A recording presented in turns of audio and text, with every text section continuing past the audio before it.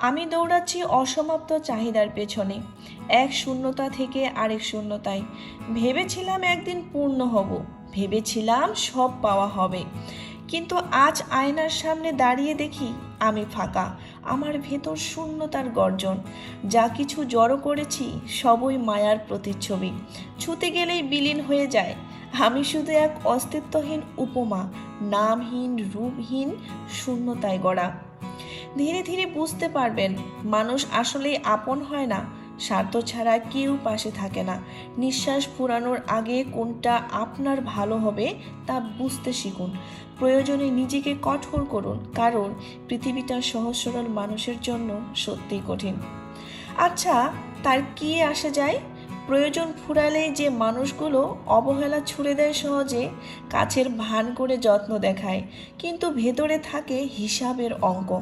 মিষ্টি মুখ নিয়ে অনেকে কাছে আসে, কথায় থাকে আন্তরিকতার রং, তবু সেই টানটা থাকে প্রয়োজনের। স্বার্থ শেষ হলেই বদলে যায় সুর। মানুষ হয়ে মানুষ চিনতে পারা এতটা সহজ নয়। সত্যি, ওপর থেকে মিষ্টি ভাষা, ভেতরে পুষে থাকা তিক্ততা। সময় শেষ পর্যন্ত শেখায় কাকে হৃদয়ে জায়গা দিতে হয়। আমি যাদের পাশে থাকার স্বপ্ন দেখি, অনেক সময় তারাই আমাকে নির্মমভাবে ঠকায়। তারা ভাবে আমি নরম মনের মানুষ, আমাকে সহজে ফাঁকি দেওয়া যায়। আমি প্রতিবাদ করব না, প্রশ্ন তুলব না। হয়তো সত্যিই আমি চুপচাপ থাকি, কিন্তু সেই চুপ থাকা আমার দুর্বলতা নয়, এটা অভিজ্ঞতার ভেতর দিয়ে শেখা এক স্থিরতা মাত্র। প্রতিটি আঘাত আমাকে বুঝিয়েছে সবাই আপন হয়ে থাকে না, সব কাছের মানুষ ভরসার যোগ্য হয় না। তাই এখন আর কষ্ট প্রকাশ করি না, ভেতরে ভেতরে শিক্ষা নিয়ে নেই, আর মানুষকে চিনতে শিখি, তবে একটু দূর থেকে।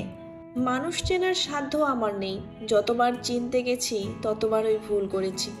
বিশ্বাসকে সত্য ভেবে এগিয়েছি, আর শেষে ফিরে পেয়েছি আঘাত। এই শহরে আমি কখনো মানুষ বুঝে উঠতে পারিনি। মুখ আর মন যে এক নয় তা দেরিতে জেনেছি।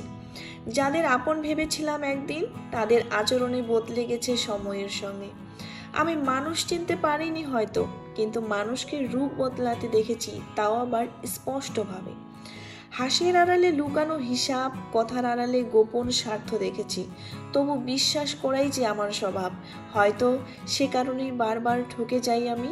কি বলতো, আমি আর আগের মতো নেই। হয়তো মানুষ হিসেবে এখনো টিকে আছি, কিন্তু মনটা অনেকটাই বদলে গেছে। আগে মানুষকে খুব বিশ্বাস করতাম, এখন বিশ্বাস করতে ভয় লাগে।